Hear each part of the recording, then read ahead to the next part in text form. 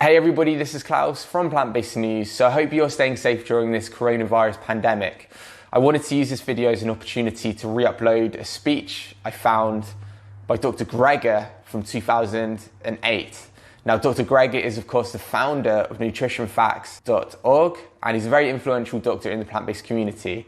But a lot of people don't realize that he's actually got a background in infectious disease, and the speech I found from 2008, which is going to play in a minute, is extremely fascinating. It talks about the cause of these diseases, the likelihood of something like the coronavirus being a pandemic, which it now is, and I think you'll really, really enjoy it. So let me know down below what you think, and I'll see you very soon. The two greatest threats facing humanity, according to the United Nations, are climate change and emerging infectious disease, particularly pandemic influenza. The current focus of pandemic discussions and debate understandably centers on what we in the public health community refer to as secondary prevention, mediating the impact of the next pandemic.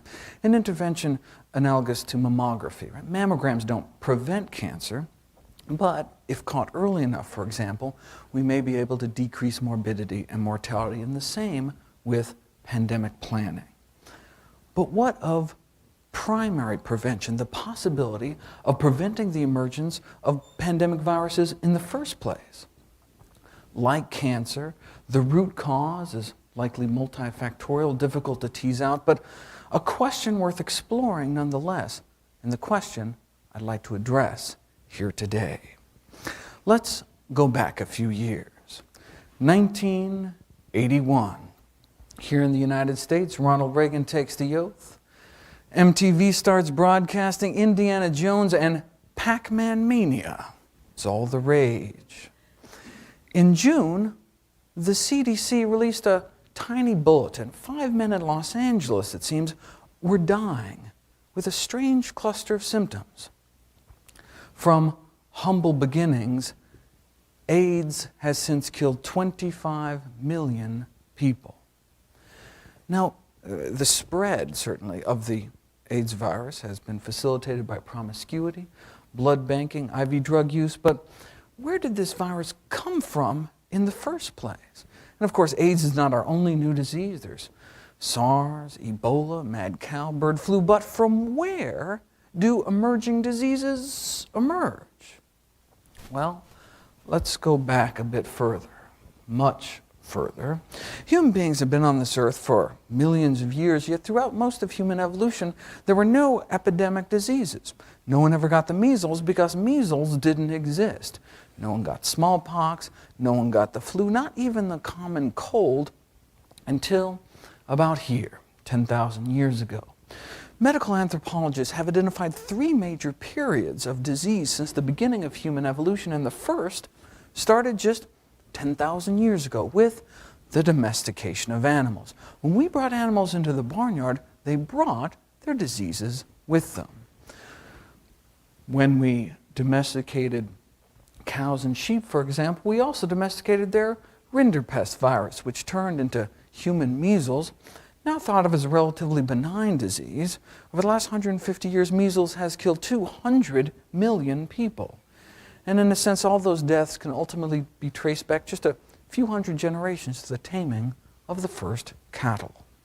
Smallpox likely came from camel pox. We domesticated pigs and got whooping cough. We domesticated chickens, and we got typhoid fever and typhoid Mary, and domesticated ducks and got influenza. Before the domestication of ducks, likely no one ever got the flu. Leprosy likely came from water buffalo, and the common cold from horses. How often did wild horses have the opportunity to sneeze into humanity's collective face until they were broken and bridled? Right? Until then, the common cold was presumably only common to them. In his Pulitzer Prize-winning book, Guns, Germs, and Steel, Professor Diamond tried to explain why the diseases of the landing Europeans wiped out up to 95% of the Native Americans and not the other way around. Why didn't Native American plagues kill the Europeans? Well, because there were no plagues. In his chapter, Lethal Gift of Livestock, he explains how before the Europeans arrived, we had buffalo, but no domesticated buffalo, so no measles. American camels were wiped out in the Pleistocene Ice Age, so no smallpox. No pigs, so no pertussis, no chickens, so no typhoid. So while people were dying by the millions of killer scourges in Europe and Asia, none were dying with diseases in the so-called New World because there weren't essentially farm animals to domesticate. There wasn't this spillover of animal disease. The next great period of human disease started just a few hundred years ago with the Industrial Revolution of the 18th and 19th centuries, leading to an epidemic of the so-called diseases of civilization: diabetes, obesity, heart disease, cancer, etc. But by the mid-20th century, the age of infectious disease, at least, was thought to be over. We had penicillin. We conquered polio, eradicated smallpox. In fact, in 1968, the U.S. Surgeon General declared the war against infectious disease has been won. In 1975, the dean of Yale School of Medicine pronounced that there were no new diseases to be discovered, except maybe lung cancer. But even Nobel laureates were seduced into the heady optimism of the time. One famous virologist wrote in a 1962 textbook, to write about infectious disease is almost to write about something that's passed into history. The most likely forecast about the future of infectious disease, he wrote, is that it will be very dull. But then something changed. After decades of declining infectious disease mortality in the United States, the trend has reversed in recent decades.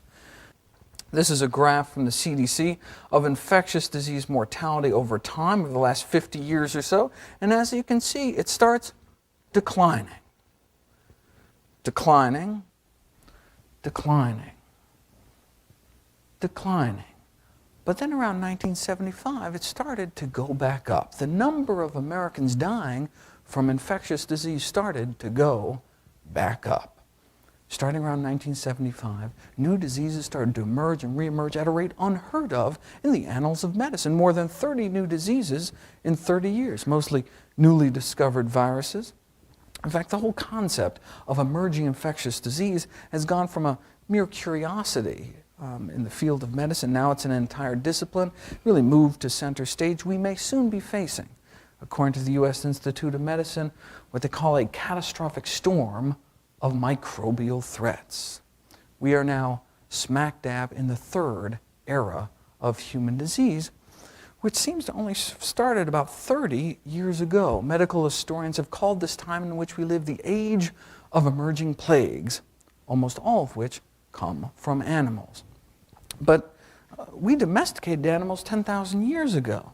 What has changed in recent decades to bring us to this current situation?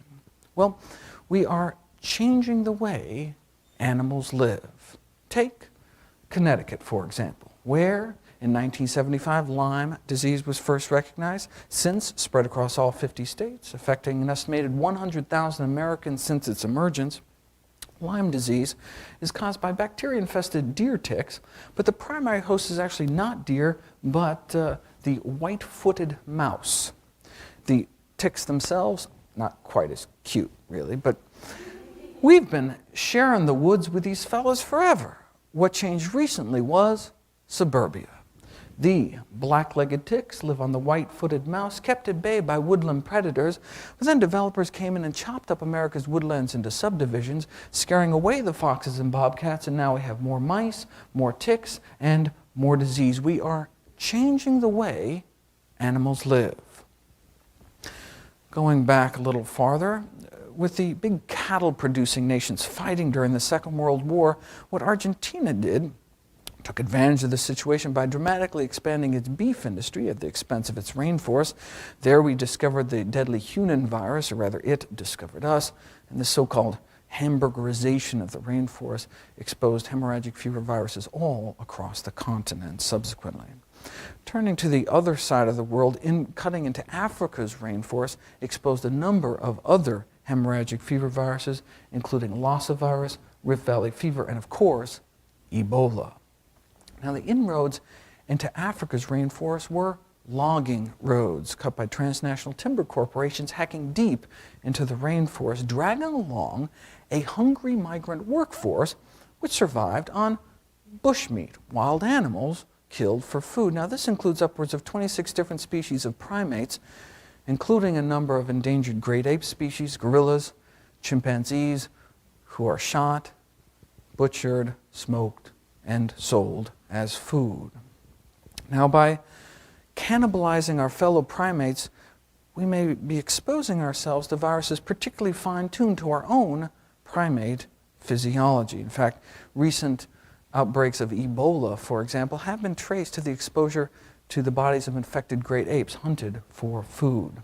Now, Ebola is one of our deadliest infections, but not efficiently spread compared to a virus like HIV. The leading theory as to the emergence of the AIDS virus is direct exposure to animal blood and secretions as a result of hunting, butchering, and the consumption of contaminated bushmeat. Experts believe the most likely scenario is that HIV arose from humans sawing their way into the jungle, butchering chimpanzees for their flesh along the way. Now, in many countries in Africa, the prevalence of HIV exceeds 25% of the adult population, leaving millions of orphan children in its wake. Someone butchered a chimp a few decades ago, and now 25 million people are dead. But wildlife has been hunted for thousands of years, yes, but never before like this. With the demand for wildlife meat outstripping local supplies, what countries have done is set up these intensive captive production farms, cramming wild animals in these cramped, filthy cages and then smuggling them around the world. This intensive commercial bushmeat trade actually started in the live markets of Asia, particularly the Guangdong province, a southern province surrounding Hong Kong, from which the current bird flu threat arose. The civet cat, popular commodity in these Chinese animal markets, in addition to being raised for their flesh, they also produce the most expensive coffee in the world. So-called fox dung coffee is produced by feeding coffee beans to captive civets and then, you guessed it, recovering the partially digested beans from their feces, a musk-like substance of buttery consistency secreted by the anal glands is said to give this coffee its distinctive flavor. One might say this unique drink is good to the last dropping. Sorry. This animal was blamed for the SARS epidemic. Quoting from the medical journal Lancet, a culinary choice in South China. A culinary choice in South China led to a fatal infection in Hong Kong, subsequently 8,000 cases of SARS, nearly 1,000 deaths, 30 countries, 6 continents. Maybe they should have just stuck to Starbucks. These live animal markets took a class of viruses which in human medicine we had only known for causing the common cold and seemed to turn them into a killer, SARS, which then spread around the world. Viruses can escape rainforests and animals live or dead as pets or as meat. In 2003, the exotic pet trade brought monkeypox from the jungles of West Africa to Wisconsin. Bird smuggling may have actually been what brought West Nile virus to the Western Hemisphere. Here it hits New York in '99, since spread across the country, hundreds of human deaths, thousands of cases, all perhaps because of a single imported pet bird. So we are changing the way animals live, contributing to the emergence of these new diseases. But there's one way we have changed our relationship with animals that really outshadows all the rest. In response to this torrent of emerging and re-emerging infectious diseases, the world's 3 leading authorities got together for a joint consultation. The World Health Organization, the Food and Agriculture Organization in the United Nations, and the World Organization for Animal Health, the world's leading veterinary authority, got together to uncover the key underlying causes of this age of emerging plagues. they came up with four main themes of risk factors for the emergence and spread of these new diseases. Yes, they talked about the exotic pet trade, they talked about bushmeat, but number one on their list was this increasing demand for animal protein the world over. Yes, we domesticated animals 10,000 years ago, but never before like this, especially pigs and poultry. You know, chickens used to peck around the barnyard, right? But now chickens raised for meat are typically warehoused in sheds containing tens of thousands of birds. About half of the egg-laying hens on this planet are now confined in what are called battery cages. These small barren wire enclosures extending down long rows and windowless sheds can be up to 1 million birds on a single farm. About half of the pigs on the planet are now, again, crowded into these intensive confinement operations. You know, old McDonald's farm has since been replaced by the new McDonald's farm.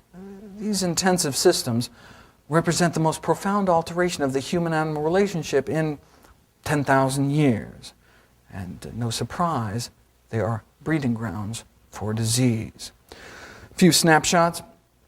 China, 2005, the largest pork-producing nation, suffers an unprecedented outbreak of an emerging pig pathogen, strep suis, causing meningitis and deafness in people handling infected pork products. Hundreds of people infected, the deadliest strain on record. Why? Well, according to the World Health Organization, indeed it seems to be these intensive confinement conditions. The USDA elaborates, all strep suis starts out harmless as natural gut flora, but then the immunosuppressive effect of stress due to overcrowding, inadequate ventilation causes the bug to go invasive, causing infections of the brain, blood, lungs, heart, and death. Starts out harmless, turns deadly. That's what these kind of conditions seem to be able to do. This is not, arguably, how animals were meant to live. Pig factories in Malaysia birthed the Nipah virus, one of the deadliest of human infections, a contagious respiratory ailment killing 40% of those it infects, causing relapsing brain infections, propelling it onto the official U.S. list of bioterrorism agents. And again, according to one of the leaders of the field, it seems to be the way in which we now raise these animals. So the three eras of human disease can be characterized perhaps as first the diseases of domestication, then the diseases of industrialization, and finally of land use and agricultural intensification. We took natural herbivores like cows and sheep, turned them into carnivores and cannibals by feeding them slaughterhouse waste, blood, and manure, and then we took downed animals, too sick to even walk, fed them to people, and now we have mad cow disease. We feed antibiotics to farm animals by the truckload. This is the total amount of antimicrobials used for all of human medicine every year. Now contrast that with the amount we feed to farm animals just to promote growth or prevent disease in such a stressful, unhygienic environment. Millions of pounds a year. And now we have these multi-drug resistant bacteria, and we as physicians are running out of good antibiotic options. Scientists at NYU traced the path of some of these superbugs, quote unquote, starting, for example, with the mass feeding of the Cipro class of antibiotics to chickens, and then there's a fecal contamination of the carcass at slaughter. We buy chicken at the supermarket polluted with fecal material, leading to longer and more severe human infections. The CDC recently really cinched it. They spent $1 million over a 3-year period doing rectal swabs of newly admitted hospital patients. This is what they found. Essentially, they found zero growth of these antibiotic-resistant bacteria within the bodies of those that had zero contact with fresh or frozen poultry. But at least these so-called superbugs aren't effectively transmitted from one person to the other. With the seeming propensity of industrial animal agriculture to churn out these novel, lethal human pathogens, what if these animal factories gave rise to a virus capable of a global pandemic of disease? Let me put these new animal disease threats in perspective. SARS infected thousands of human beings, killed hundreds. Nipah infected hundreds, killed scores. Strep suis infected scores, killed dozens. Now, AIDS has infected millions, but there's only one virus on the planet that can rapidly infect billions, and that's influenza. Influenza, the so-called last great plague of humankind, is the only known pathogen capable of truly global catastrophe these days. Unlike many other important diseases like malaria, which are largely confined at the equator, or a virus like HIV, which is only fluid-borne, the influenza virus is considered the only pathogen capable of literally infecting half of humanity within a matter of months. Now, in the 4,500 years that we as a species have had influenza, since the first domestication of birds, influenza has always been one of our most contagious known diseases.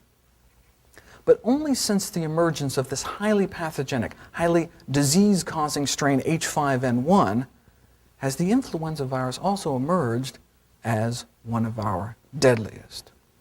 H5N1, spreading out of Asia 2004, 2005, 2006, and continuing to this day, has only killed about a few hundred people. Not to minimize, each death is a terrible tragedy. But in a world in which millions of people continue to die of diseases like AIDS, tuberculosis, why is there so much concern about the so-called bird flu? Because it's happened before. Because the last time a bird flu virus adapted to human beings, it triggered the worst plague in human history, the influenza pandemic of 1918. Modern flu strains tend to spare young, healthy adults, but the 1918 virus killed people in the prime of life. In 1918, a quarter of all Americans fell ill. This is a chart of percent of population dying. Humanity's greatest mass murder eluded scientists for nearly a century before a mass grave in Alaska was unearthed. Victims of the pandemic frozen in the permafrost for 80 years. Traces of virus in her lungs allowed scientists to piece together letter by letter the genetic code of the 1918 virus, solving perhaps the greatest medical detective story of all time. Humanity's greatest killer was bird flu. First civilian casualty in the U.S. was September 11th, ironically, 1918. And then, in a single month, this was week 1, week 2, week 3, week 4. And this is 1918. We're talking steam locomotive here. Scientists at the Imperial College of London ran a simulation to see how a pandemic might spread today in the UK. Scientists at Los Alamos ran a simulation through their supercomputers to see how a pandemic might spread in the day of commercial airline travel. Here it hits LA in this simulation, and in a few weeks, the entire country is blanketed. In 1918, between 50 and 100 million people lost their lives. A similar virus today could kill many, many more. What started out for millions as muscle aches and a fever ended days or even hours later, with many people bleeding from their eyes, from their nostrils, from their ears, into their lungs. Homeless orphans, their parents dead, wandered the empty streets. One agonized official in the stricken East sent an urgent warning west, quote, "Hunt up your woodworkers and set them making coffins, then take your street laborers and set them to digging graves." This is a clipping from the New York Times at the time. Victims of plague everywhere, great pyres of bodies consumed by the flames. Many victims strangled in their own bloody fluids. Their corpses, tinged blue from suffocation, were said to have been stacked like cordwood outside of morgues as cities ran out of coffins. So they dug mass graves. That bird flu originating virus killed more people in 25 weeks than AIDS has killed in 25 years. No war, no plague, no famine has ever killed so many people in so short a time as the 1918 pandemic. Yet, in 1918, the mortality rate of this disease was less than 5%.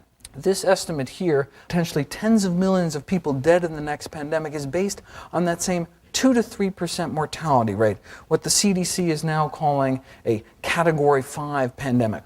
Around 2% mortality, around 2 million Americans dying, so that's 2%. Currently, H5N1 is officially killing over half of its human victims. Don't even seem to get a coin toss as to whether or not one lives through this disease. Dr. Robert Webster, the world's leading authority on bird flu. If we go back to 1918, 2.5% of people died. How many people are dying with bird flu? 50%.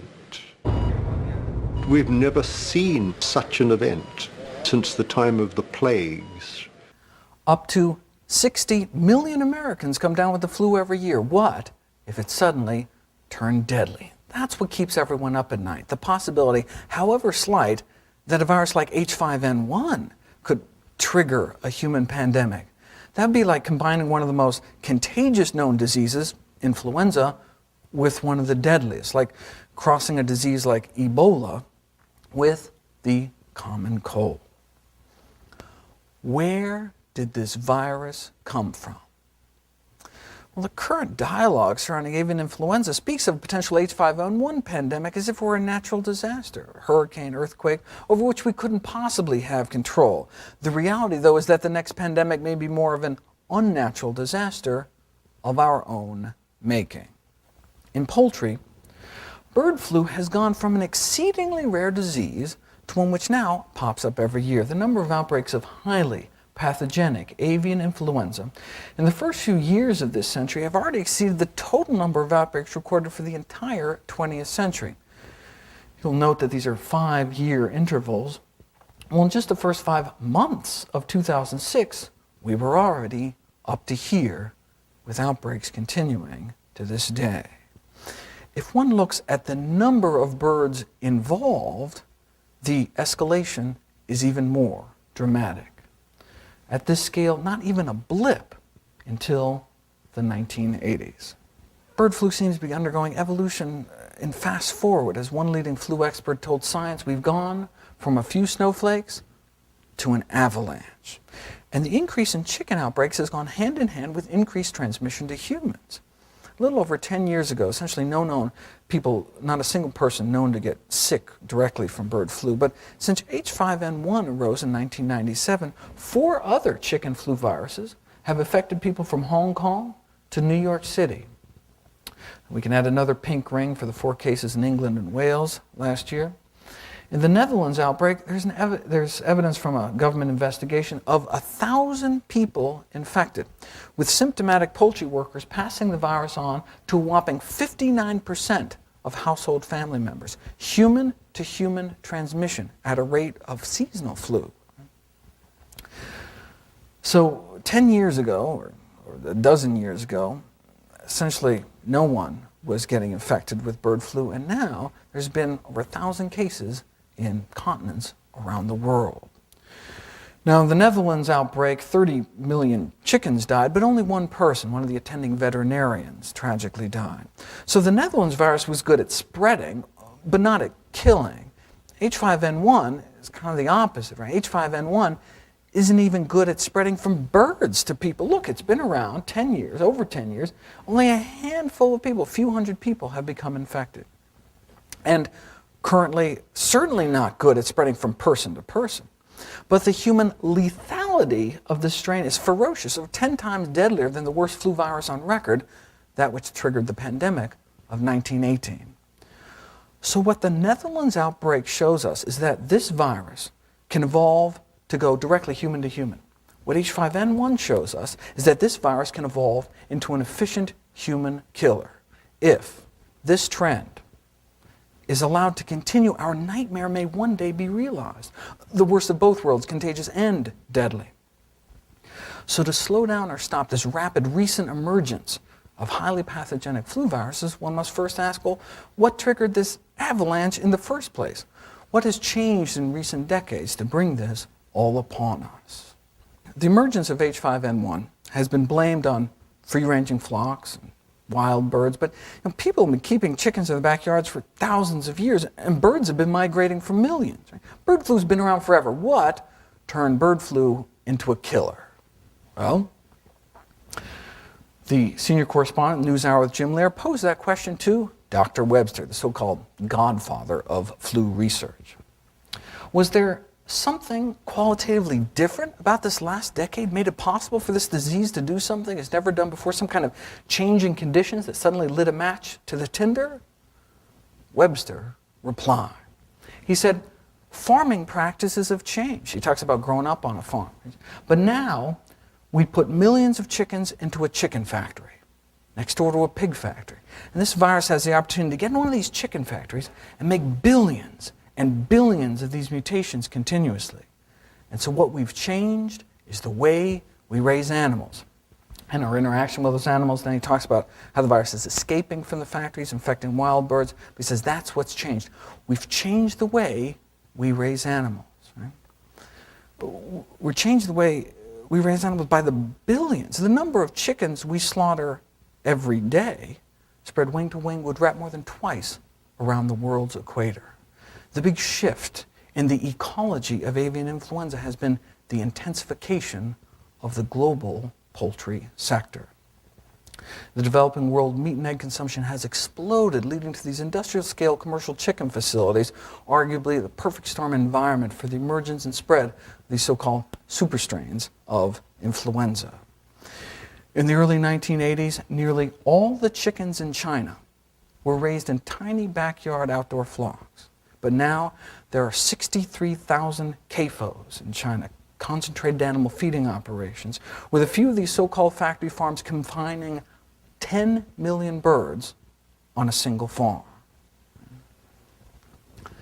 The World Health Organization blames the emergence of H5N1, SARS, Nipah virus, all these new deadly emerging Asian viruses, in part what they call the overconsumption of animal products and this intensive animal agriculture.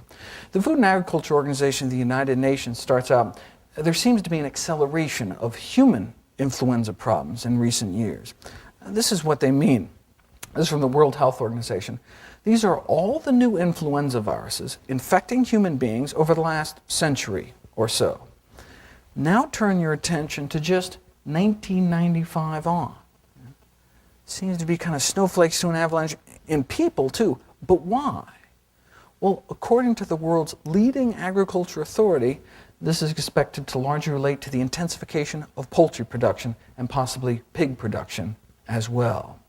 They elaborate in an internal FAO document, chicken-to-chicken spread, particularly where assisted by this intensive husbandry conditions, causes the virus to shift, adapt to a more severe, highly pathogenic type of infection. Intensive production favors the rapid spread of the viruses and the so-called hotting up of the virus from low pathogenicity to highly pathogenic types. Factory farms, it seems, can be thought of as the incubators for the emergence of highly disease-causing strains of this virus. In this diagram here, they actually trace the path of a human pandemic, starting with increased demand for poultry products and ending up with a virus capable of human-to-human transmission. The United Nations, in fact, has called on all governments to fight the role of what they call factory farming. Quoting from a UN press release, governments, local authorities, international agencies need to take a greatly increased role in combating the role of factory farming, which, combined with these live bird markets, provide ideal conditions for the virus to spread and mutate into a more dangerous form. Let me show you how it works. All bird flu viruses start out harmless. To both birds and people, very important to understand, they start out harmless. Avian influenza has existed for millions of years as an harmless intestinal virus of aquatic birds like ducks, waterborne virus. They say, well, how does an a duck's intestinal bug end up in a human cough? Well, in people, the virus must make us sick in order to spread, must make us cough in order to shoot virus from one person to the next. But in the virus's natural reservoir, aquatic birds like ducks, the virus doesn't need to make the duck sick in order to spread. In fact, it's in the virus's evolutionary best interest not to make the duck sick, as dead ducks don't fly very far. So the virus silently multiplies in the intestinal lining of the duck, is secreted out into the pond water, is swallowed up by another duck, and the cycle continues as it has for millions of years, and no one gets hurt.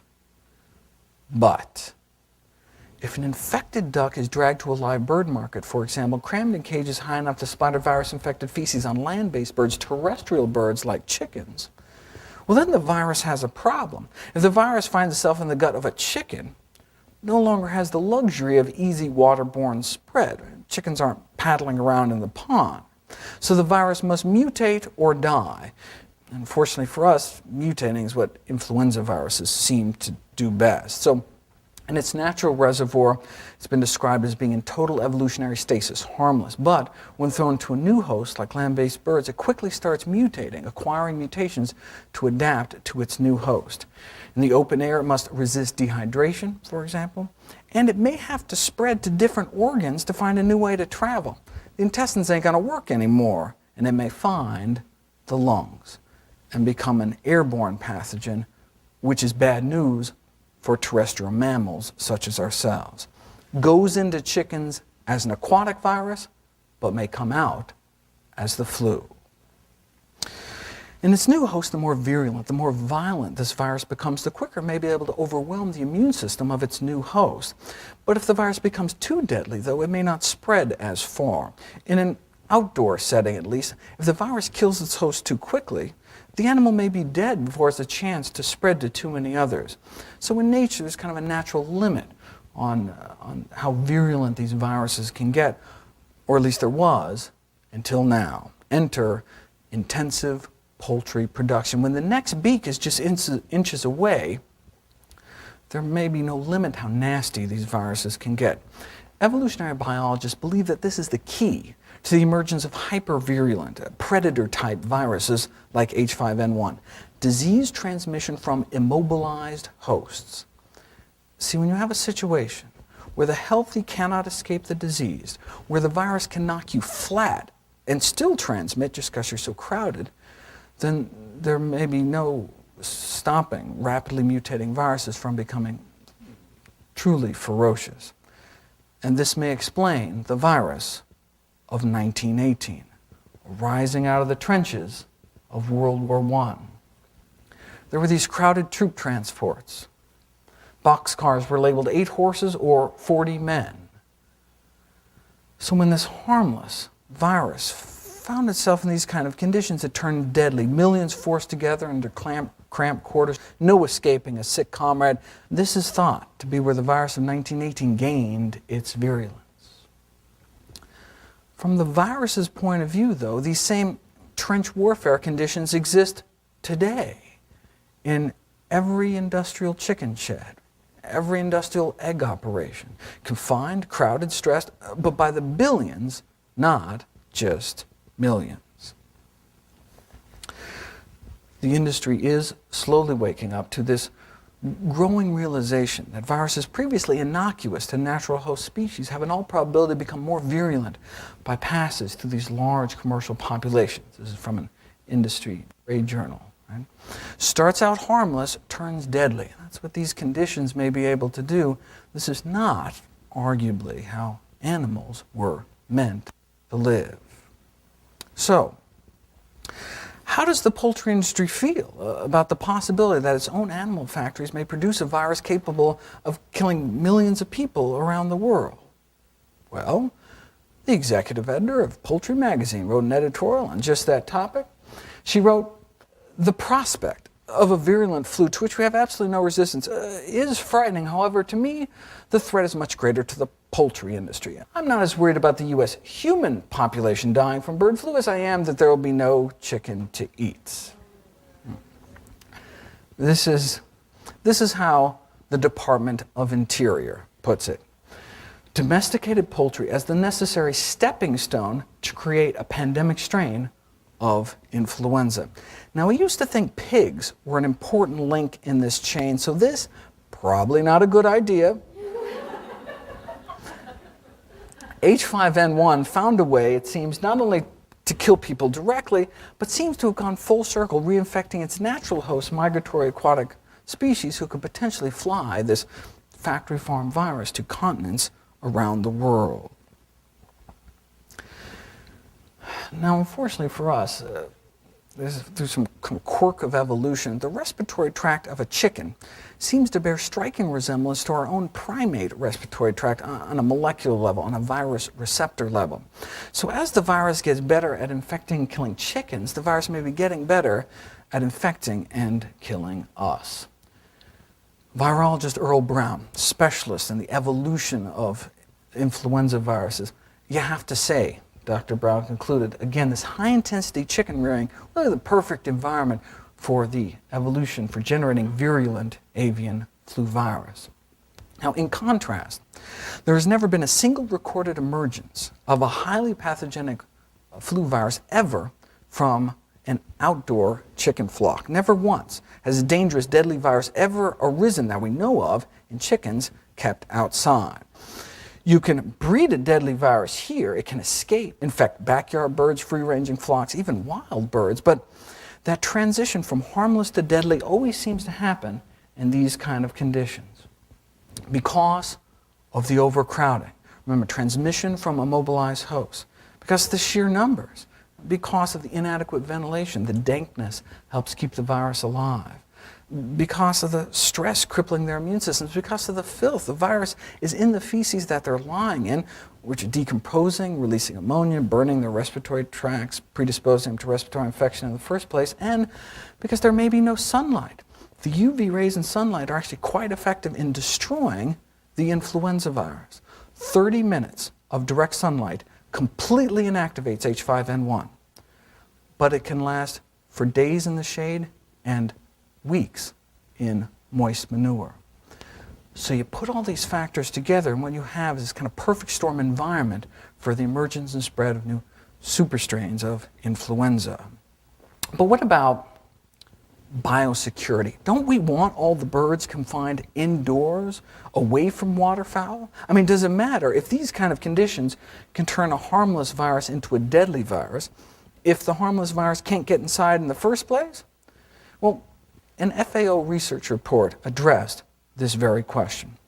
They, in their evidence-based analysis, they looked at the best data set available, a massive survey of flocks in Thailand in which over 1 million birds were tested for H5N1 in factory farms and backyard flocks.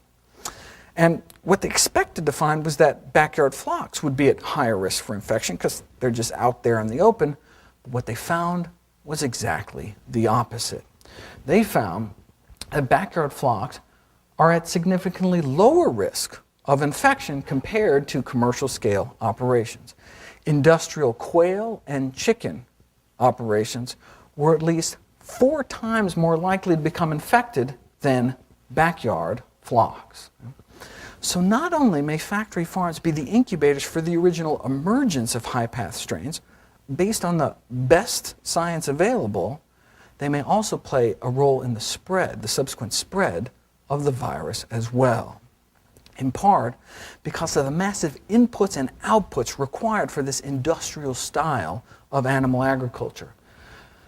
Tons of feed and water go in, tons of waste comes out, tens of thousands of flies buzzing around, and these high-volume ventilation fans blowing dust and waste out into the countryside, potentially contaminating the air, the soil, insects, rodents, transport. Industrial-style production can lead to industrial-style contamination of the environment.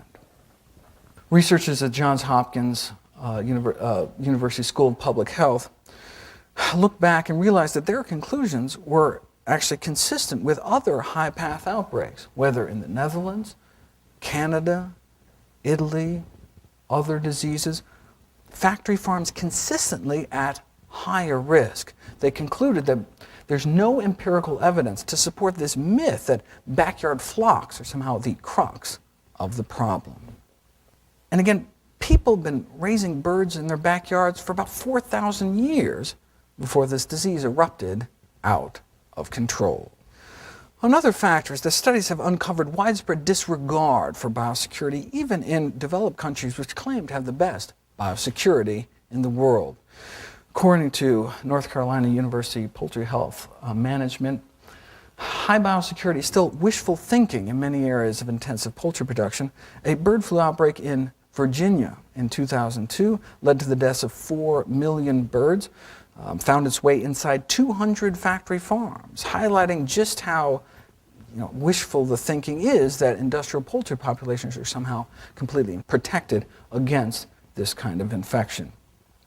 Based on the rapid spread of avian influenza in Virginia recently, this decade, USDA poultry virologists conclude the obvious, that biosecurity on many farms is simply inadequate.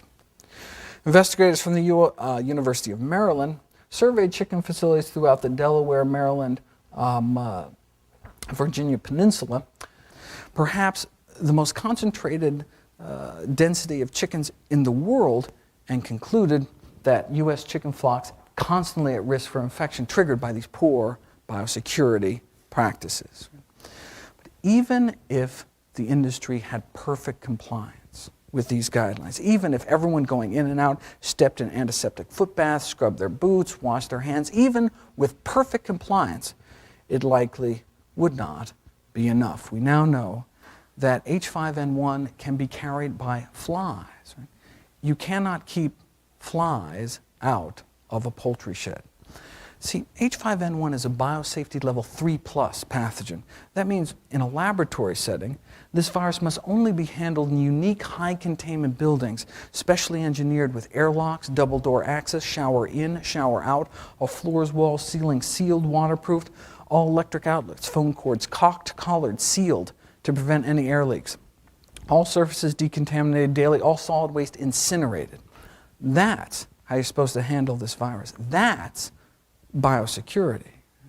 In contrast to this, the global industrial poultry industry seems to be breeding viruses like H5N1 at essentially biosafety level 0. So the poultry industry may not only be playing with fire, with no way to put it out, they may be fanning the flames, and firewalls to contain this virus do not yet exist. Unfortunately, leading USDA poultry virologist told an international gathering of bird flu scientists, unfortunately, this level of biosecurity just doesn't exist in the United States, and doubts really it exists anywhere in the world. And according to emeritus poultry professor, author of Handbook on Livestock Diseases, standards of biosecurity may actually be in decline in an attempt for the industry to cut costs. Now, biosecurity measures as they are currently practiced are certainly better than nothing, but may not be something we want to stake the lives of millions of people upon for the sake of cheaper chicken. A pandemic caused by H5N1 or some comparable future bird flu virus has the capacity to trigger one of the greatest catastrophes of all time. So to decrease the risk of generating increasingly dangerous bird flu viruses, the global poultry industry must reverse course away from greater intensification by, for example, here in the Annals of the New York Academy of Sciences, replacing these large industrial units with smaller farms with lower stocking densities of animals, which could potentially result in less stress, less disease susceptibility, less intense infectious contents, and lower infectious loads across the board. In 2007, the Journal of the American Public Health Association published an editorial that went beyond just calling for de-intensification of the poultry industry. They questioned the prudence of raising so many chickens in the first place. In their editorial, Chickens Come Home to Roost, it is curious that changing the way humans treat animals, most basically ceasing to eat them, or at the very least radically limiting the quantity of them that is eaten, is largely off the radar as a significant preventive measure. Such a change, if sufficiently adopted or enforced, however, even at this late stage, could still reduce the likelihood of the much-feared influenza pandemic. It would even more likely prevent unknown future diseases that, in the absence of the change, may result from farming animals intensively and killing them for food. Yet, humanity does not even seem to consider this option. We don't tend to shore up the levees until after the disaster. Hopefully, it won't take a pandemic before we take these recommendations into account. The editorial concludes, those who consume animals not only harm those animals and endanger themselves, but they also threaten the well-being of future generations on this planet. To switch avian images, it is time for humans to remove their heads from the sand and recognize the risk to themselves that can arise from their maltreatment of other species. How we treat animals can have global public health implications. It's not surprising then that the American Public Health Association, the largest association of public health professionals in the world, has called for a moratorium on factory farms, urging all federal, state, and local authorities to impose a ban on the building of new intensive livestock operations to protect the health of the local communities in terms of air, water, land contamination, pollution. The prudence of this measure certainly grows with our increasing understanding of the role that these operations play in emerging infectious disease. I'm often asked how the industry responds to this kind of sentiment from the scientific community. Well, last summer, the United Nations released yet another report on the global health risks of intensive animal agriculture.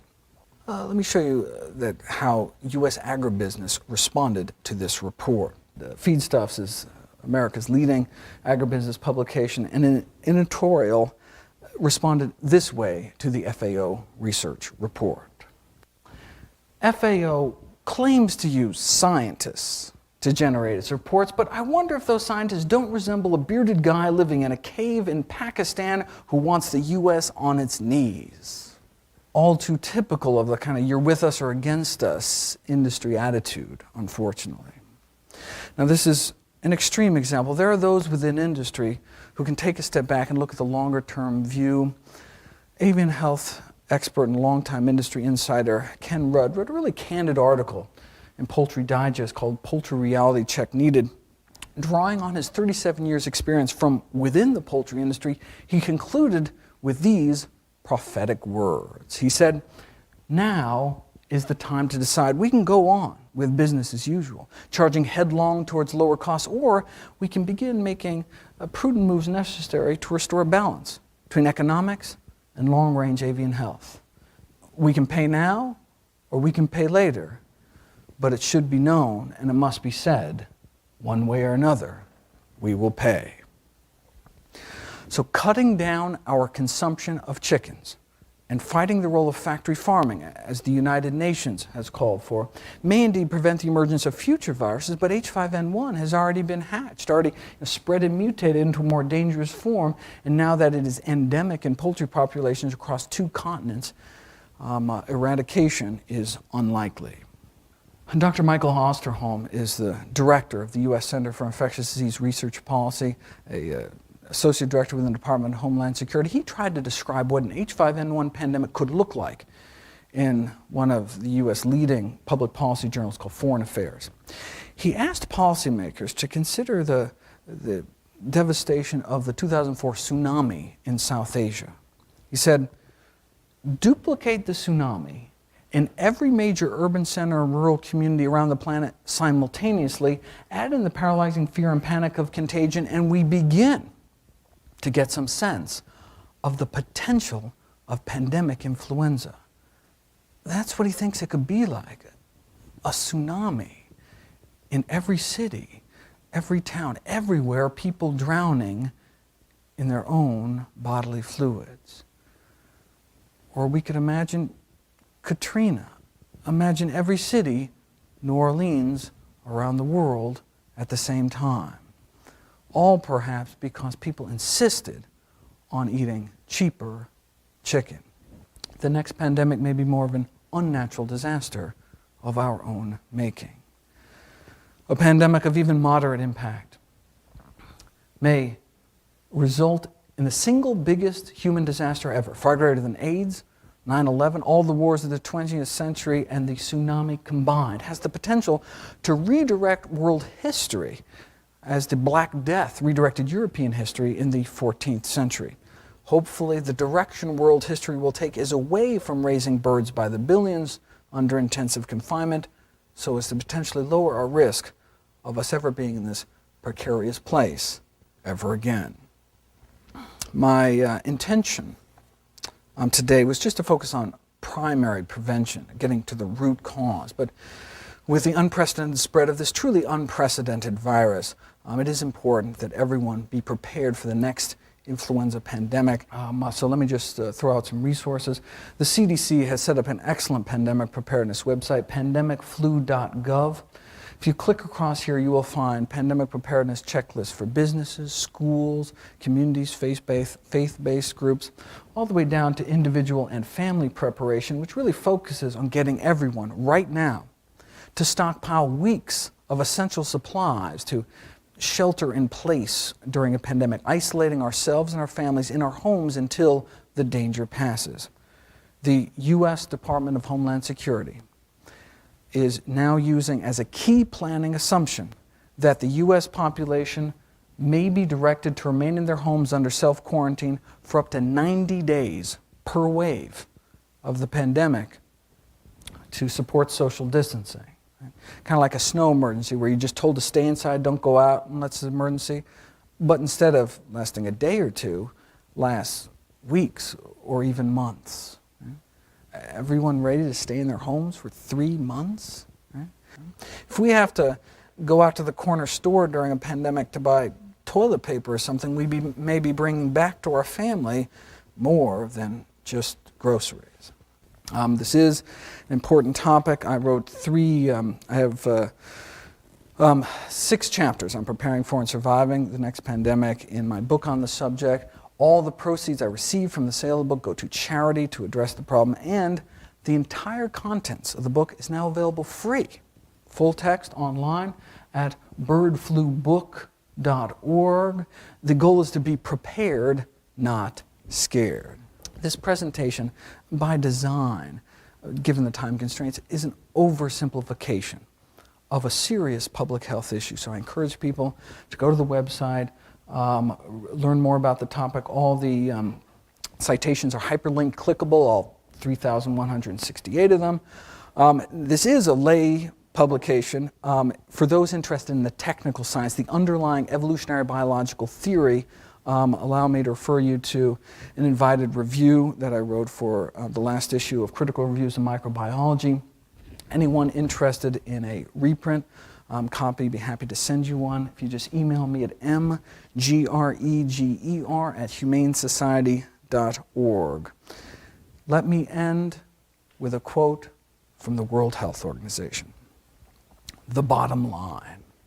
The bottom line is that humans have to think about how they treat their animals, how they farm them, how they market them. Basically, the whole relationship between the animal kingdom and the human kingdom is coming under stress. In this age of emerging plagues, we now have billions of feathered and curly-tailed test tubes for viruses to incubate and mutate within, billions more spins at pandemic roulette. Along with human culpability, though, comes hope. If changes in human behavior can cause new plagues, well then changes in human behavior may prevent them in the future. Thank you.